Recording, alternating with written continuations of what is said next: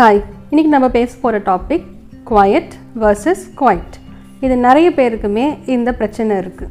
இதோட டிஃப்ரென்ஸ் தெரியாமையே இதை யூஸ் பண்ணிகிட்ருக்கிறது. நிறைய ஆன்சர் ஷீட்ஸ் கரெக்ட் பண்ணும்போது குவைட் போட வேண்டிய இடத்துல குவைட் போட்டுடுவாங்க, குவைட் போட வேண்டிய இடத்துல குவைட் அப்படின்னு போட்டுடுவாங்க. நான் இதை பற்றி சொல்லும் போதே என்னோடய உச்சரிப்பு வித்தியாசம் உங்களுக்கு தெரிஞ்சிருக்கும். குவைட் அப்படின்னும் பொழுது QUIET, குவைட் அப்படின்னும் போது QUITE. இது ரெண்டுத்துக்கும் இருக்கிற அர்த்தம் என்னன்னு பார்த்துடலாம். குவைட் அப்படின்னா பேசாத, மௌனமாயிரு, சத்தம் போடாத, அமைதியாயிரு. லைப்ரரியிலலாம் அப்படின்வாங்க. ஹாஸ்பிட்டல்ஸில் பேஷண்ட்ஸ் இருக்கிற இடத்துல, கிளினிக்கில், நர்சிங் ஹோமில் ரொம்ப சத்தமாலாம் பேசக்கூடாது. ஸோ அந்த இடத்துல குவைட் அப்படின்னு சொல்லணும். குவைட் அப்படின்னாக்கா ஒரு ஆக்ஷனோட இன்டென்சிட்டியை குறிக்கிறது. உதாரணத்துக்கு இந்த படம் உங்கள் ஃப்ரெண்டு ஆஹா ஓஹோன்னு கூட்டிகிட்டு போகிறாரு, ஆனால் அங்கே போய் பார்த்தக்கப்புறம் தான் தெரியும் அந்த படம் உங்களுக்கு அந்த அளவுக்கு ஒன்றும் இன்ட்ரெஸ்டிங்காக இல்லை, கொஞ்சம் போரிங்காக இருந்தது. அப்போ உங்கள் ஃப்ரெண்டுக்கிட்ட நீங்கள் என்ன சொல்வீங்க? The movie wasn't so interesting, it was quite boring அப்படின்வீங்க. அந்த அளவுக்கு ஒன்றும் சூப்பராலாம் இல்லை, கொஞ்சம் போர் அடிச்சுது. ஸோ கொஞ்சம் அப்படின்னாக்கா குவைட் பயன்படுத்துவோம். அதாவது கடைசியில் வந்துடும்.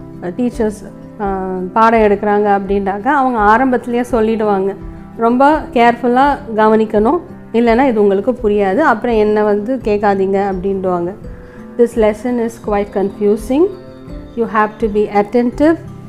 இந்த தீபாவளி அப்போது எல்லா இடத்துலையுமே பயங்கர கூட்டமாக இருந்தது. ஆனால் ஒரு சில பிராண்டட் கடைகளில் மட்டும் கொஞ்சம் க்ரௌடு கம்மியாக இருந்தது. அதை எப்படி சொல்வீங்க? All places were crowded, but the branded stores were quite crowded. So அந்த இடத்துல கொஞ்சம் க்ரௌடு கம்மியாக இருந்தது.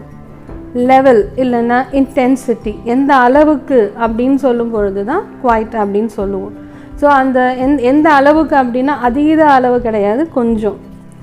This sambar is quite salty, I think, கொஞ்சம் உப்பு ஜாஸ்தி ஆயிடுச்சு அப்படின்னு சொல்கிறீங்க. அது மேனேஜ் பண்ண முடிகிற அளவுக்கு இருக்குது, அதனால் இட்ஸ் குவைட் சால்ட்டி. அந்த அளவுக்கு வாயிலே வைக்க முடியாத அளவுக்குலாம் இல்லை, கொஞ்சம் ஒரு கல் உப்பு ஜாஸ்தி அப்படின்னுல அது.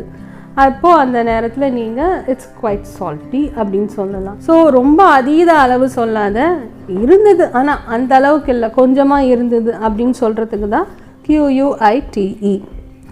ஸோ இதை எப்படி ஞாபகம் வச்சுக்கிறது? ஓகே, இப்போ நான் போட்டுட்ருக்கிற துப்பட்டா ஒன்றும் ஃபுல் ஒயிட் கிடையாது, இட்ஸ் ஆஃப் ஒயிட். அப்போது it's quite white. So white quite, கொஞ்சம் ஒயிட்டாக இருக்குது, ஃபுல் பியோர் ஒயிட்லாம் கிடையாது. So white rhymes with quite அப்படி ஞாபகம் வச்சுக்கோங்க. குவைட் அப்படின்னு சொன்னாக்கா அமைதியாக இரு, பேசாத அப்படின்னு அர்த்தம். ஸோ இந்த உச்சரிப்பு வித்தியாசத்தை வச்சு நீங்கள் எப்போ எதை எங்கே பயன்படுத்தணும்னு ஒரு கிளாரிட்டி கிடச்சிருக்கும். தேங்க்யூ ஸோ மச் ஃபார் வாட்சிங்.